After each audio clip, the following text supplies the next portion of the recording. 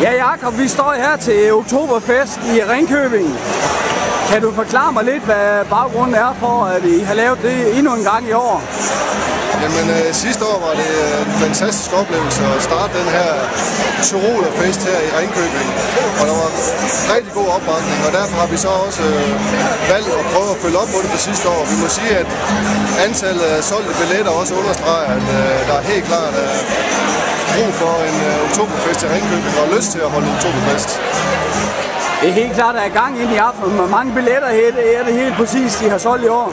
Vi har solgt alle 800 billetter. De var udsolgt i midten af august, og så har der været stor efterspørgsel faktisk lige siden midten af august. Men desværre, der er kun plads til 800 her i Rufe Center, som vi står i. Men der er fyldt af glade mennesker. Det er jo imponerende, men hvad tror du egentlig er baggrunden for? Hvorfor har I ramt et eller andet specielt i Ringkøbing, det er sådan en stor succes? Men det har vi helt sikkert, fordi det er et koncept, der er nemt at gå til, og prisen er også 200 kroner, så det afholder ikke nogen fra ikke at købe billet til arrangementet. Og så tror jeg også stemningen og det at være den fest, man holder i Tyrol, er der mange, der godt kan lide, altså, som er sådan lidt mere uformelt, kan man sige. Meget uformelt. Nu har Candice jo spillet og holder pause lige i øjeblik, mens der er spisning. Hvad er dit indtryk af det band?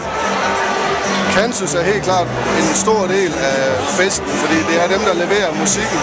Og nu er der ikke nogen billeder lige nu her, for nu holder de pause, men for ikke mindre end en halv time siden, så dansede folk rundt i kædedans i salen, hvor op på bænken er stå og nede og skåle med glassene, og det er musikken, der får sat gang i den her fest, hvor folk uden at tænke over det lige pludselig ser sig selv midt i en kædedans. Det er helt suverænt. Hvad er planerne fremadrettet?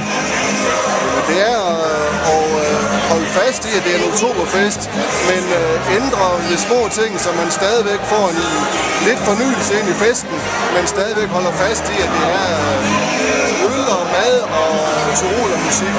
Men det kan være, at der kommer et indslag med en anden sanger, det kan være, at der bliver en anden afslutning på festen. I år har vi igen valgt at have lidt stands til at spille op til dans, men vi vil gerne holde fast i hovedtrækkene, men vil gerne ændre sådan over årene for at holde fast i det at kunne holde Tyrolerfest. Det vil sige, at der er lagt i bedene til næste år allerede, eller hvad? Helt sikkert. Næste år bliver der Oktoberfest igen i Ringkøbing, det er helt sikkert.